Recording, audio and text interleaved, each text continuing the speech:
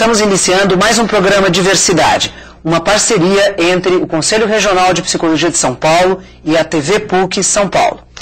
Hoje nós vamos dar continuidade aos nossos debates sobre políticas públicas, discutindo o esporte. O esporte e as atividades físicas, em geral, têm sido muito valorizadas pelos brasileiros. Não há brasileiro que não torça por um time em alguma modalidade esportiva. Chegamos mesmo a pensar que nós é que inventamos o futebol.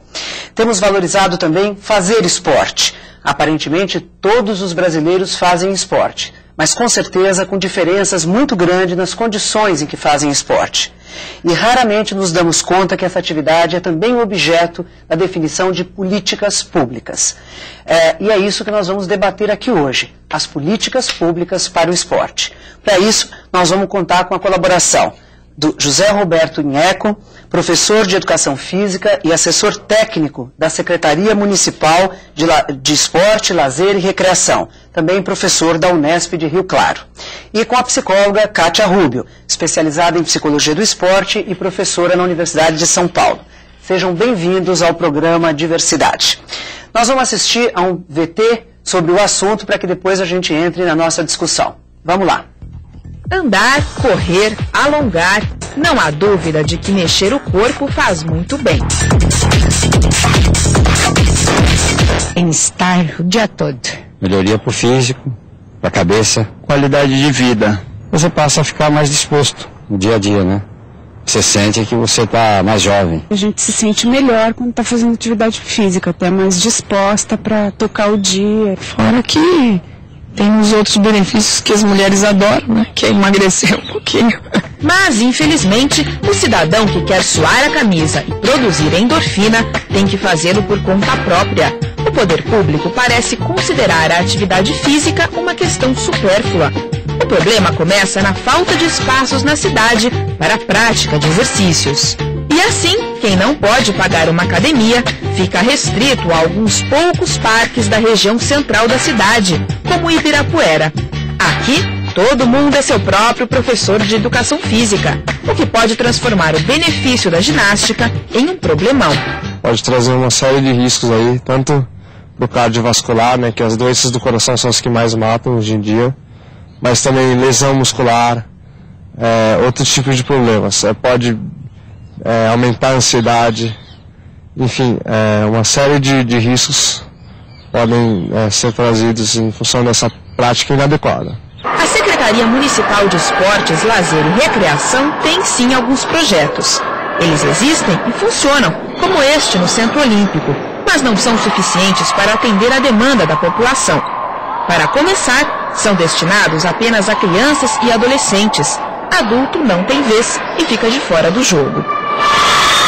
O Centro Olímpico, que fica na zona sul da cidade, oferece treinamento em 11 modalidades diferentes e atende hoje a 1.200 jovens.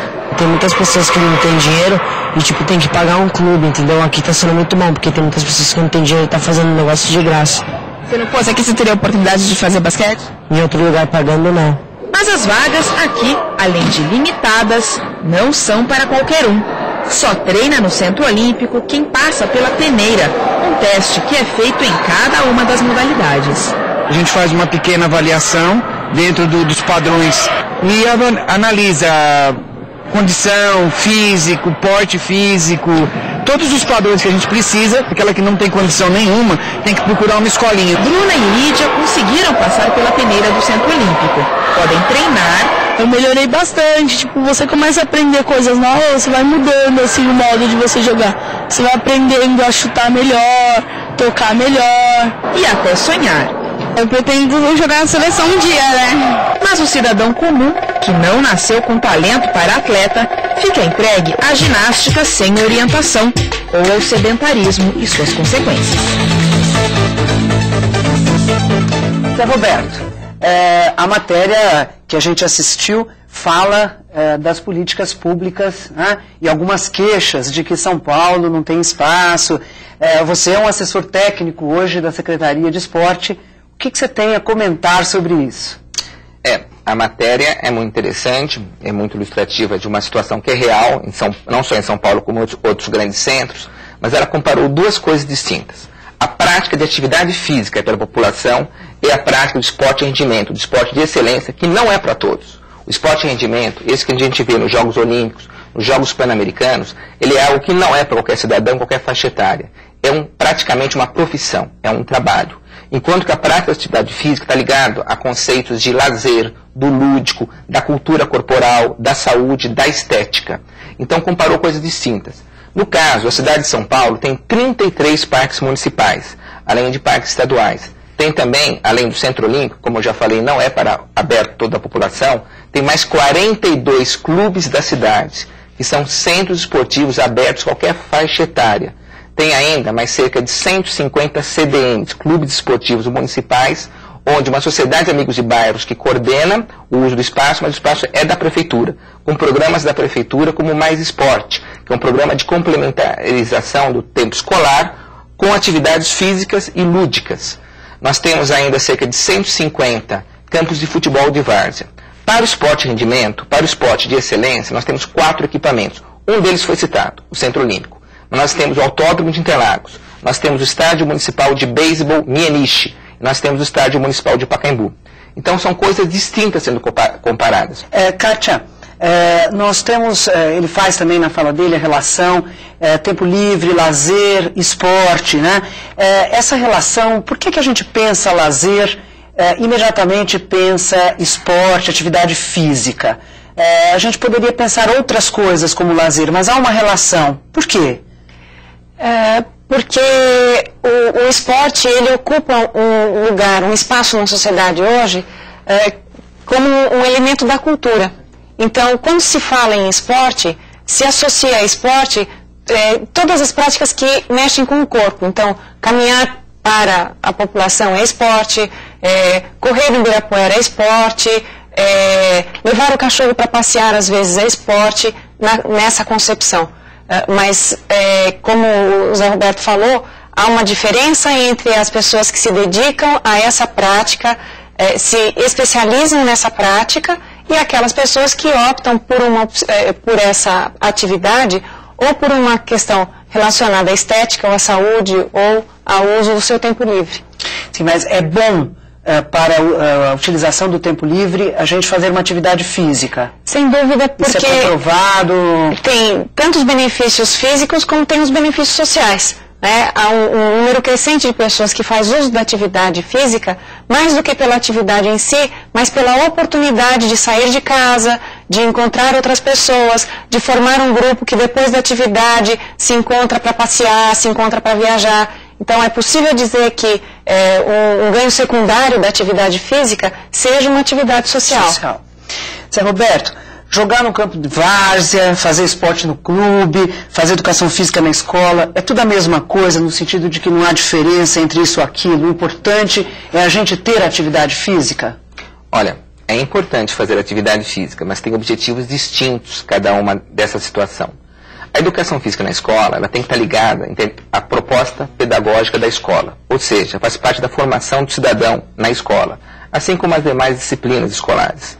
O sentido dela é muito mais de você, no campo da cultura corporal do movimento, você desenvolver as habilidades motoras, desenvolver a sociabilização, a capacidade de se relacionar em situações de grupo, a afetividade e em situações de movimento, disposição corporal, do que a competição, por exemplo. Embora tenhamos que aprender a lidar com a competição, assim como e com a cooperação também, e a escola tem um papel importante nisso. Já jogar o futebol na várzea, assim como outras atividades que a gente vai fazer no clube, numa piscina de recreação, está ligada ao nosso prazer em fazer atividade física. Está ligada com uma forma que a gente ocupa nosso tempo livre. É uma forma muito prazerosa o contato com a água, uma coisa muito prazerosa o contato com o ar livre, contato com o meio ambiente, com a natureza. E o esporte e a atividade física em geral preenchem esse espaço. Assim como também é uma coisa diferente os objetivos do esporte e rendimento, como eu já tive a oportunidade de falar. Lá é uma situação realmente de competição, onde comparam-se performance, onde o objetivo de quem joga basquetebol profissionalmente é de vencer o outro time. Isso faz parte do jogo, faz parte da nossa cultura. Tá? Então eu diria, superficialmente, teriam outras nuances, que nós podemos distinguir a situação de escola, a situação de lazer, onde o esporte é praticado, e a situação de esporte e rendimento propriamente dito. Kátia, o que é que os psicólogos têm com isso? Os psicólogos têm tudo com isso. Então conta. Porque na medida em que o interesse pela prática do esporte, da atividade física, seja ele desenvolvendo a habilidade dessa criança ou socializando essa criança por meio da atividade física e esportiva, nós estamos falando do desenvolvimento do ser humano. Né? Então, seja na sua potencialidade ou seja na sua intenção, o psicólogo ele entra no sentido de estar favorecendo o desenvolvimento dessas habilidades. Então, quando essa criança ela opta pela prática esportiva e ela abraça a prática esportiva, também começam algumas questões.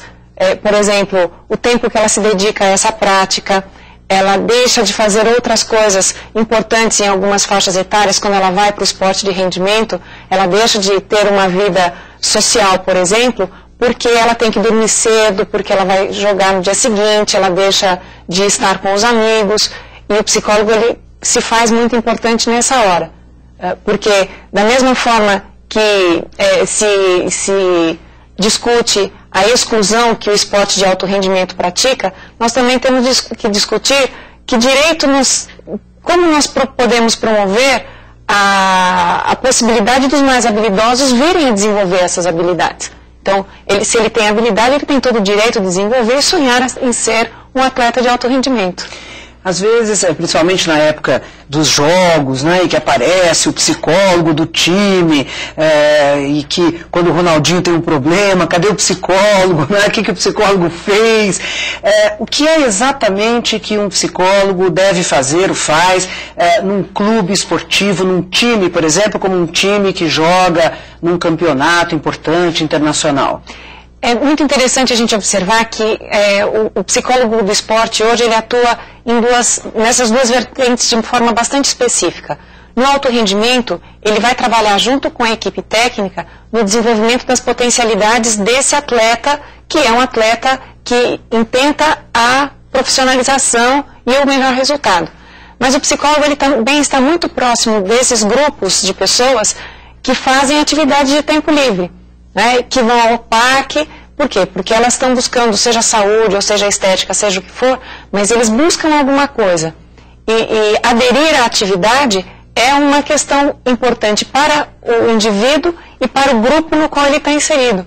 Então, o psicólogo nessa situação, ele vai trabalhar com o desenvolvimento dessa motivação que faz a pessoa buscar essa atividade. Mas ele não está tão acessível assim. Por exemplo, no parque tem lá uma cabaninha que mede a pressão, que o sujeito pode ir lá, fazer seu exame. O psicólogo não está lá. Em algumas cabaninhas já está. Ah, já está. Ele já está. Uma das pessoas que apareceu no vídeo, ela já está inserida num grupo de profissionais que oferece esse serviço para essas pessoas que vão ao parque. Inclusive, o nome do programa é Atividade no Parque. E o psicólogo está lá. Apesar do vídeo ter dito que não tinha orientação, tem um programa de condicionamento físico no parque, o CONFIPA, que acontece no Parque Ibirapuera, e as pessoas que lá fazem atividade física têm orientação, que é a cabaninha. E, particularmente, as pessoas têm muita dificuldade, eu acho, na nossa cultura, de lidar com o seu corpo, particularmente em situações de exposição como essa, da atividade física do esporte. Quem trabalha com atividade física, com esporte, ou com a educação física escolar, já passou pela situação de orientar um aluno de como fazer a bandeja, e um aluno, no que você orientou, ele já aprende, já faz. E outro que você orienta, ele trava. O problema não é de habilidade motora, não é de conseguir coordenar o movimento para executar, é que ele foi exposto. Um assimilou na hora, o outro travou e não consegue realizar mais nada. Isso é muito presente. E isso, do ponto de vista da psicologia, é muito curioso, porque nós lidamos com a questão da comunicação. E muitas vezes o técnico, o professor, desiste desse sujeito que não foi capaz de realizar o gesto. Exato. Né? Dizendo que esse sujeito, em tese, é burro. E não é que ele é burro, mas ele tem uma forma particular de se comunicar e de representar aquela comunicação que para alguns é muito fácil, a imagem ela se faz muito rápida e para outros não. Então, uns aprendem com modelo, outros aprendem pelo ouvir, outros precisam ver alguém fazer. Então, essa representação mental do gesto ela pode ser fundamental no aprendizado do gesto. Quer dizer, vocês estão me dizendo que a atividade física é importante para todos, né? Que não deveria ser só para quem gosta. Porque tem alunos assim, por que eu tenho que fazer educação física? Não gosto de jogar, não gosto de futebol, não gosto de bola, não gosto de pular, não gosto de correr, por que eu tenho que fazer? Ela é importante, a gente deve fazer? A escola deve orientar o aluno para sempre fazer? Porque tem outros ganhos, é isso? Deve por motivos biológicos e me atrevo a dizer psicológicos. Deve porque você vai ter uma qualidade de vida, o teu corpo vai aprender a lidar com respostas de estresse de forma muito mais tranquila, tanto no ponto de estresse biológico, como nesse que a gente chama de psicológico. Vai melhorar a sua autoimagem, vai melhorar a sua relação com o seu próprio corpo também. Se nós partimos do princípio de que o conceito de saúde é o bem-estar biopsicossocial, eu não tenho dúvida que a atividade física, pensando pelo lado psicológico, ela é fundamental, porque ela vai dar ao sujeito, ao indivíduo, a dimensão do seu ser.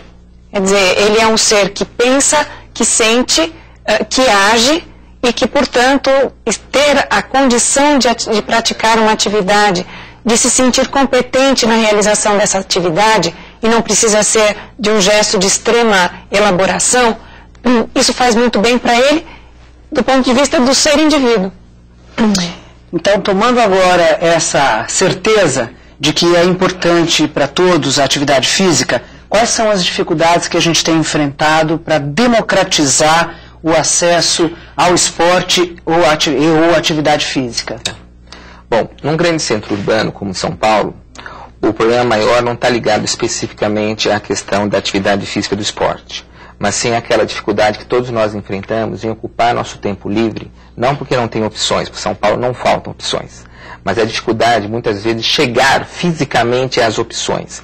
É a dificuldade de você, o trânsito que você pega depois do horário de trabalho para conseguir chegar. Você marca o futebol com seus amigos, mas você não tem esse acesso. Ou a academia, você tem que se deslocar. O problema maior não é no quantitativo de equipamentos esportivos. O problema maior, para todas as classes sociais, é um problema real de transporte. Isso existe. Existe também, diria, para uma população mais pobre, às vezes a falta do equipamento. Embora a gente não possa negar que existem ainda muitos campos de futebol de várzea. A cidade de São Paulo tem cerca de 250 campos de várzea ainda. Não é suficiente, mas a gente tem implantado políticas justamente nos distritos de maior exclusão social, como por exemplo agora os CEUs, os Centros Educacionais Unificados. Cada um deles vai ter 3 piscinas. Então 3 piscinas vezes 21 CEUs são 66 novas piscinas que serão na cidade de São Paulo. Isso aberto à população também no final de semana. Então nós estamos tendo o cuidado de ampliar justamente onde há maior carência de equipamentos sociais. E isso deverá garantir acesso. Quer dizer, dá para a gente pensar que a população de São Paulo terá acesso, terá possibilidade de fazer a sua atividade física sempre que quiser, desde que ela consiga o transporte. Nosso problema é o transporte. Um problema grande na cidade de São Paulo é o tempo livre e o transporte. As condições atuais do capitalismo fazem com que o trabalhador assalariado trabalhe mais que 8 horas por dia. Certo. Então acho que não se resume o transporte. Eu dei essa tônica, mas não é somente. Eu vejo que a questão do acesso passa também pelo significado que o sujeito dá a essa prática, que ela se torna importante o suficiente para ele buscar. Porque se ele também não tem uma intenção da prática, ele pode ter o parque ao lado da sua casa e ele olha da janela e fala, puxa, que parque maravilhoso. Não é? Mas ele não tem a disponibilidade de se colocar em ação para fazer uso desse parque. Então, eu penso que, além da disposição do equipamento, há que se ter uma política de esclarecimento da importância, da necessidade, para que isso se torne uma constante na vida das pessoas que habitam essa cidade. Eu comecei aqui dizendo, né, que muitas vezes não se pensa que o esporte tem também uma política pública que o propõe, que o organiza. E tem a impressão que tem a ver com isso que você está colocando. Quer dizer, é considerado supérfluo, é considerado hora de não fazer nada. Né? O esporte é como se ele fosse, a atividade física é como se fosse a hora de que, assim, está jogando tempo fora. E a gente, numa sociedade que tudo tem que ser produzido, né, que a gente não pode parar de produzir riqueza, parece incompatível. É curioso porque, assim, o esporte na sociedade atual, o esporte moderno, ele está estruturado sobre uma estrutura de tempo livre. Ele é organizado na Inglaterra, dentro das escolas, no tempo livre dos estudantes dessas escolas. Então, e de certa forma, o imaginário contemporâneo privilegiou essa forma de praticar esporte, ou seja, pratica esporte quem tem tempo livre. Logo, eu trabalho, eu não posso fazer essa prática. E isso vem se transformando nas últimas 3 décadas, mas isso tem custado uma disposição bastante grande das pessoas que trabalham com isso, no sentido de estar transformando esse imaginário. A gente tem visto algumas propostas de empresas, né, que pela manhã, assim que você chega, elas fazem uma atividade física com seus funcionários. Isso é um marketing? Isso é uma enrolação? Ou isto é uma coisa que deveria ser mais estendida e que todas as empresas, dependendo até do tipo de trabalho que se faz, por exemplo, quem fica sentado muito tempo, deveria haver isso obrigatoriamente? Olha, pode ser um marketing, mas mesmo assim não deixa de ser benéfico à população que tem acesso a esse programa de atividade física. A tal ponto que alguns sindicatos já colocaram no seu dissídio a proposta que isso seja incluído dentro do horário de trabalho. Ou seja, faz parte, eles reconhecem não é chegar mais cedo. Não é chegar mais cedo. É entender seja como uma ginástica compensatória, ou seja como um despertar para o trabalho. Já fez parte de algumas negociações sindicais a inclusão da atividade física no horário de trabalho. Então, isso do ponto de vista da cultura é curioso porque esse tipo de atividade ele nasce nas empresas japonesas, né, que iniciavam o dia com a prática e de tempos em tempos os funcionários param para fazer atividade. E é claro que isso estava relacionado diretamente à produção, ou seja, esse funcionário com essa disposição ele está muito menos suscetível a acidentes de trabalho, as lesões por esforços repetitivos, quer dizer, não visava apenas o bem-estar, mas visava também a questão da produção. Agora, se dentro disso que o Zé Roberto está falando, é possível associar o bem-estar à produção, que palmas para o bem-estar. Bom, para a gente ir amarrando aqui, terminando o nosso debate, eu queria saber se os Jogos Pan-Americanos, se os Jogos Olímpicos intensificam a prática de esporte no Brasil e se eles influenciam na definição de políticas públicas. Como é que é isso? Olha, eles incentivam, sim, eles ampliam o interesse da população à prática do esporte e também da atividade física. Tá? Seja porque jovens, porque crianças e adolescentes acabam olhando como modelo, querem um dia ser um Guga, querem um dia ser um campeão mundial, muitos vão procurar o caminho do esporte rendimento. Mas muitos, seja porque não encontram o caminho do esporte rendimento, não são os mais adequados para o esporte de competição, mas se realizam e passam a encontrar valor e satisfação na prática da atividade física. Começam a encontrar uma relação positiva com o seu corpo e movimento. Então você acaba ampliando. Existem estudos que apontam que a realização de Jogos Olímpicos, como os de Barcelona, como os de Sydney, ampliaram muito a quantidade de pessoas que praticam tanto o próprio esporte como a atividade física. Isso também acaba influenciando políticas públicas. Porque também pressiona, né? Porque também pressiona o poder público, seja pela essa ótica da população que quer praticar mais atividade física e esporte, seja pela promoção que traz à cidade e ao país com a candidatura a esses jogos. Seja também na dinamização da economia que acontece com a realização desses jogos. O esporte rendimento hoje o elemento mais dinâmico da indústria cultural. É ele que movimenta cifras superiores a qualquer outra área, mais que o cinema, inclusive. Os Jogos Olímpicos trazem uma rentabilidade para as empresas que o patrocinam, que é muito grande. E o país que o cedia consegue, com isso, que injete muitos milhões de dólares, bilhões de dólares em sua economia. Na nossa candidatura em São Paulo, nós pretendíamos, por exemplo, construir 2 novas linhas de metrô e ampliar 2 já existentes. Nós pretendíamos garantir mudanças estruturais na cidade que aconteceriam até 2025, que seriam realizadas até 2012, se fôssemos vitoriosos. Ou seja, é um ganho para a cidade se souber fazê-lo.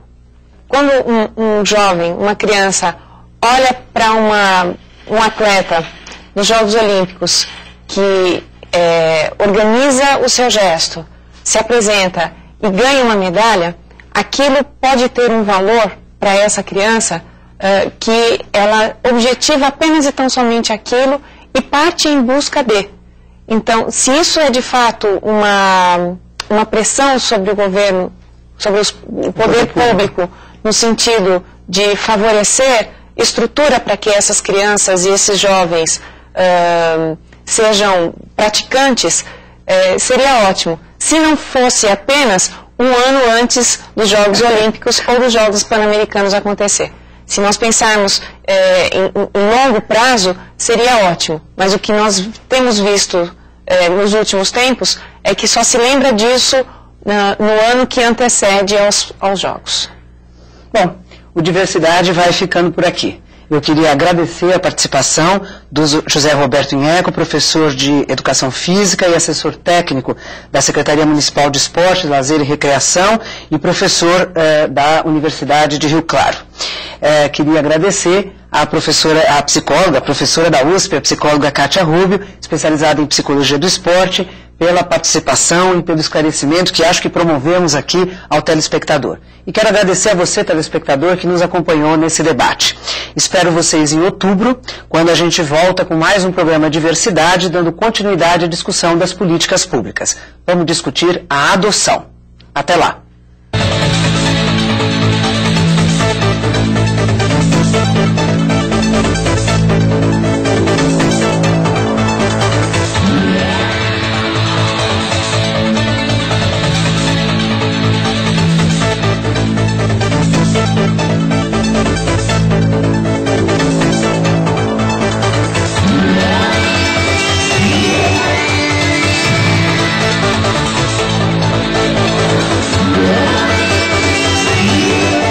Diversidade, uma realização do Conselho Regional de Psicologia de São Paulo e TV PUC São Paulo.